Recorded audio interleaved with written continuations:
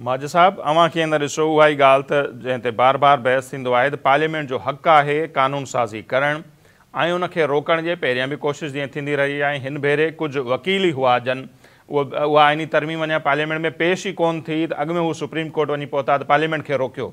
अॼु supreme court registrar इहो वाज़े करे छॾियो आहे त पार्लियामेंट जो कमु आहे कानून साज़ी करणु ऐं जेके सेनेटर आहिनि क़ौमी असम्बली जा मेंबर आहिनि उन्हनि खे न को धुर बणाए सघिजे थो न ई वरी उन्हनि खे कानून साज़ी करण खां रोके सघिजे थो। महिरबानी नसीर साईं, सभ खां पहिरीं त इन में को शक कोन्हे पार्लियामेंट जो बिल्कुलु हक़ आहे ऐं इहो उनजो लेजिटिमेट राइट आहे त उहो कहिड़े बि क़िस्म जी आइन साज़ी ऐं कानून साज़ी करे सघिजे थी। इन ते त कंहिं बि डेमोक्रेट खे एतिराज़ ई कोन्हे।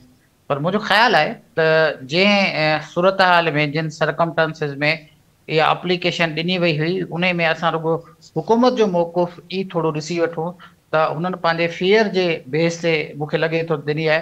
जेॾी महिल उन्हनि चयो पिया त राति ताईं असां कानून साज़ी करे वठंदासीं या राति ताईं असां जेको आहे सो इहो बिल पास कराए छॾींदासीं ऐं असांजे जेके आहिनि से उहे तव्हां ॾिठो ऐं ॿुधो, असां बि टीवी ते ॾिठो पए त जेका आहे सा पार्लियामेंट खुलियल हुई ऐं हुननि खे पहिरीं जेको आहे सो 11 बजे पोइ 12 बजे पोइ ॻाल्हि माज साहब उहा न आहे पोइ राति जो कनि ॾींहं जो कनि सुबुह जो कनि, कमु त आहे न पार्लियामेंट जो। ॻाल्हि अचूं था त कहिड़े टाइम ते कंदा हाणे टाइम मैटर कोन थो करे। छा वाक़ई पार्लियामेंट कानून साज़ी नथी करे सघे?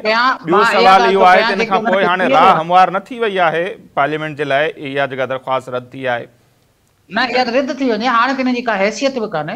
हाणे त हिनजी का हैसियत कान्हे।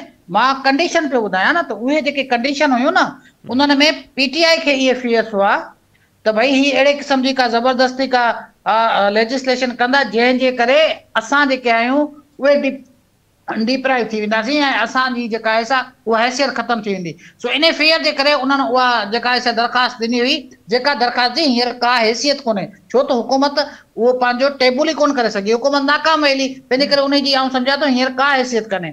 बाद में थी सघे थो जॾहिं हू पेश कनि वरी अहिड़ी का एप्लीकेशन हू ॾियनि, बाक़ी हींअर त उनजी का हैसियत कान्हे।